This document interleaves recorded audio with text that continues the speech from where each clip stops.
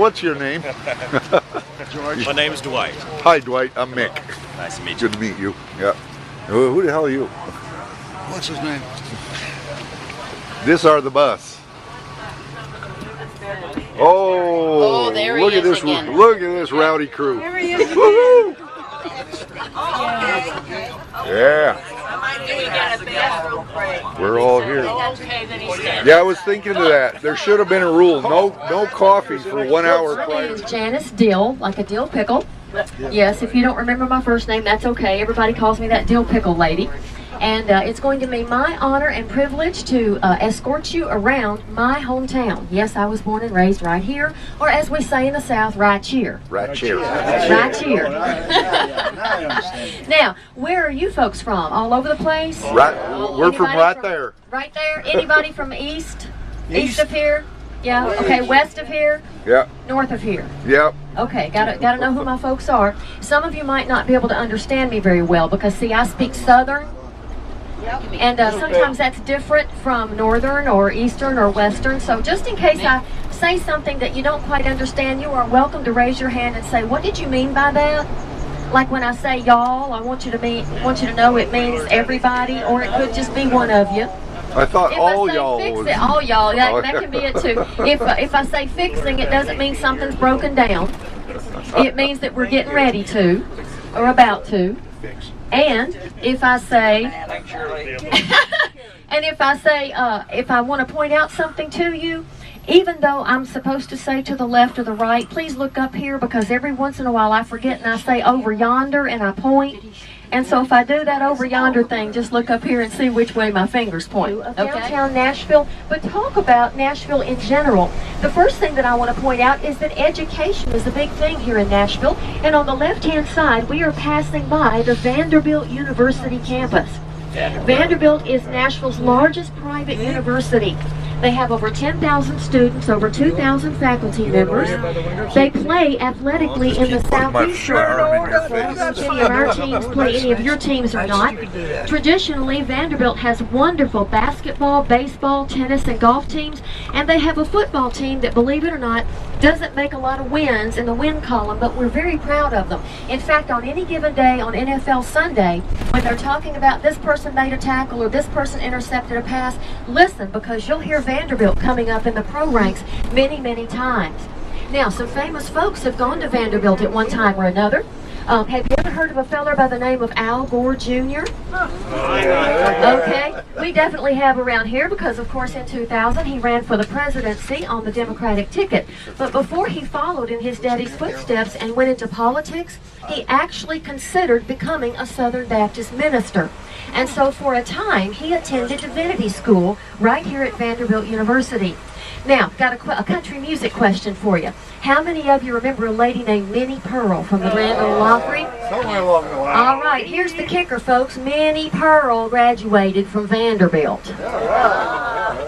You don't believe me, do you? A lot of people think her elevator never made it to the top floor, but actually, she had a master's degree in literature. All right, folks. The first thing that I'm going to point out to you, unfortunately, we cannot go up in and see close up because there's a craft fair going on.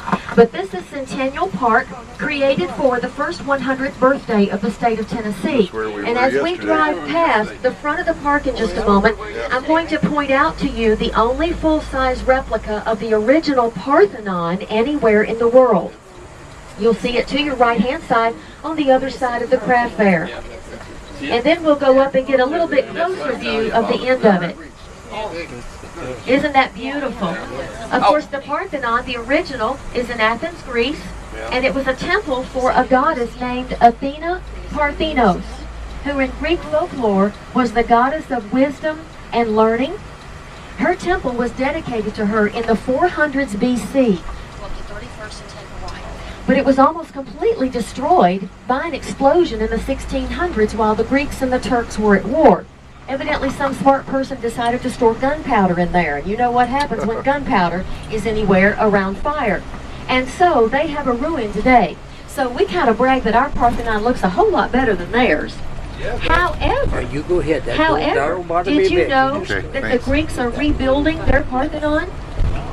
They are. Guess where they visited before they started? Nashville. Right here in Nashville, because we had built our temple according to their plans, so they came to see what theirs would look like when theirs was finished. And we had a picture in the paper just about a month or so ago showing scaffolding along the side of the walls of the Parthenon. Now, the reason that we have a Parthenon here in Nashville actually goes back to Greek mythology and then to Nashville's history in the 1800s. In Greek mythology, as I said, Athena was the goddess of wisdom and learning, and her town, Athens, was a center for learning and culture in the ancient world. What does that have to do with Nashville? Well, back in the 1800s, you know, there were those people in those original 13 colonies that thought that they kind of had it all going on, as the kids might say. Well, guess what? They would travel west of the Appalachians into an area that they figured would just be a frontier outpost called Nashville, and be so shocked to see a city with colleges and universities in Nashville. Most of the time, I'm talking about an area called Greater Nashville, because probably the same thing has happened in your neck of the woods. You have the center of town, but then you have people spreading out and wanting to live kind of half in the country and be available to the city. And that has happened to Nashville. In 1963, we consolidated our city and our county governments into one.